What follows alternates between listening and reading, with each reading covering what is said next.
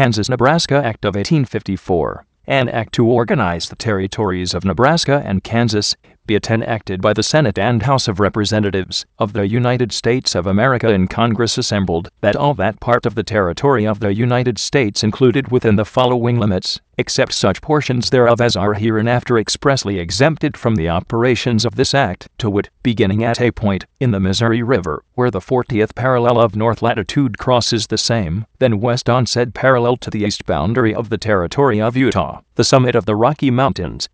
thence on said summit northwest to the 49th parallel of north latitude, thence east on said parallel to the western boundary of the territory of Minnesota, thence southward on said boundary to the Missouri River, thence down the main channel of said river to the place of beginning, B, and the same is hereby created into a temporary government by the name of the territory Nebraska, and when admitted as a state or states, the said territory, or any portion of the same, shall be received into the Union, with or without slavery, as their Constitution may prescribe at the time of the admission, provided that nothing in this act contained shall be construed to inhibit the government of the United States from dividing said territory into two or more territories, in such manner, and at such time as Congress shall deem convenient and proper, or from attaching a portion of said territory to any other state or territory of the United States, provided further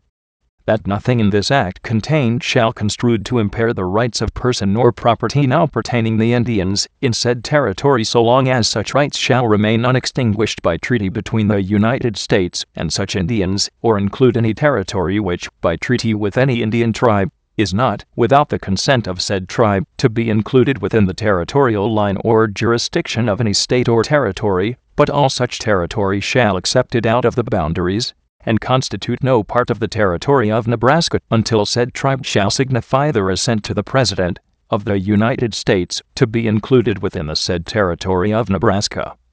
or to affect the authority of the government of the United States make any regulations respecting such Indians, their lands, property, or other rights, by treaty, law, or otherwise, which it would have been competent to the government to make if this act had never passed. Section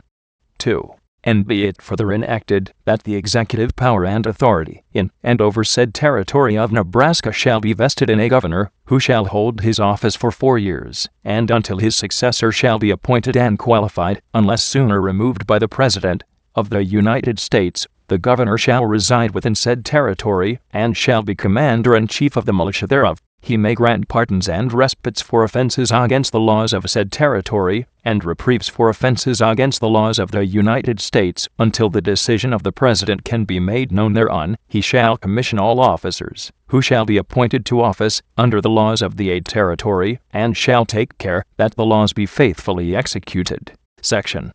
3. And be it further enacted, that there shall be a secretary of said territory, who shall reside therein, and hold his office for 5 years, unless sooner removed by the President of the United States. He shall record and preserve all the laws and proceedings of the Legislative Assembly hereinafter constituted, and all the acts and proceedings of the governor in his executive department. He shall transmit 1 copy of the laws and journals of the Legislative Assembly within 30 days after the end of each session,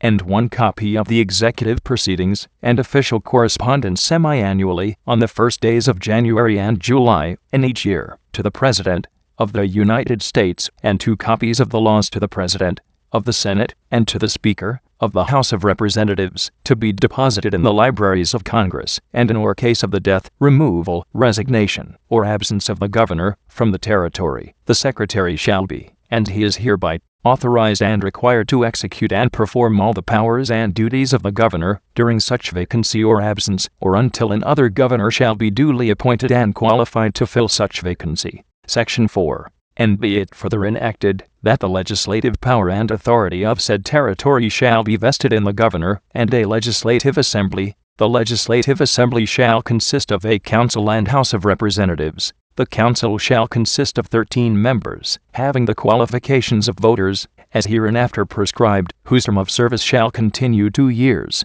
The House of Representatives shall, at its first session, consist of 26 members, possessing the same qualifications as prescribed for members of the council, and whose term of service shall continue 1 year. The number of representatives may be increased by the Legislative Assembly from time to time in proportion to the increase of qualified voters, provided that the whole number shall never exceed 39, and apportionment shall be made, as nearly equal as practicable, among the several counties or districts, for the election of the council and representatives, giving to each section of the territory representation, in the ratio of its qualified voters as nearly as may be. And the members of the council and of the House of Representatives shall reside in and be inhabitants of the district or county, or counties for which they may be elected, respectively. Previous to the first election, the governor shall cause a census or enumeration of the inhabitants and qualified voters of the several counties and districts of the territory, to be taken by such persons and in such mode as the governor shall designate and appoint, and the persons so appointed shall receive a reasonable compensation therefor. And the first election shall be held at such time and places, and be conducted in such manner,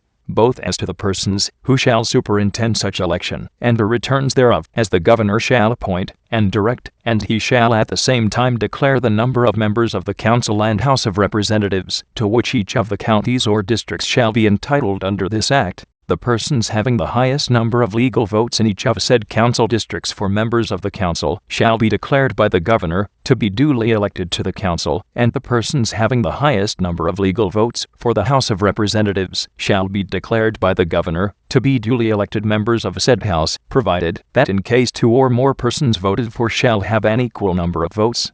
and in case a vacancy shall otherwise occur in either branch of the Legislative Assembly, the governor shall order a new election, and the persons thus elected to the Legislative Assembly shall meet at such place and on such day as the governor shall appoint, but thereafter, the time, place, and manner of holding and conducting all elections by the people, and the apportioning the representation in the several counties or districts to the council and House of Representatives, according to the number of qualified voters, shall be prescribed by law, as well as the day of the commencement of the regular sessions of the Legislative Assembly, provided that no session in any 1 year shall exceed the term of 40 days, except the first session, which may continue 60 days. Section 5. And be it further enacted, that every free white male inhabitant, above the age of 21 years, who shall be an actual resident of said territory, and shall possess the qualifications hereinafter prescribed, shall be entitled to vote at the first election, and shall be eligible to any office within the said territory, but the qualifications of voters, and of holding office at all subsequent elections, shall be such as shall be prescribed by the Legislative Assembly, provided that the right of suffrage and of holding office shall be exercised only by citizens of the United States, and those who shall have declared on oath their intention to become such, and shall have taken an oath to support the Constitution of the United States and the provisions of this act, and provided further that no officer, soldier, seaman, or marine, or other person in the Army or Navy of the United States, or attached to troops in the service of the United States, shall be allowed to vote or hold office in said territory, by reason of being on service therein,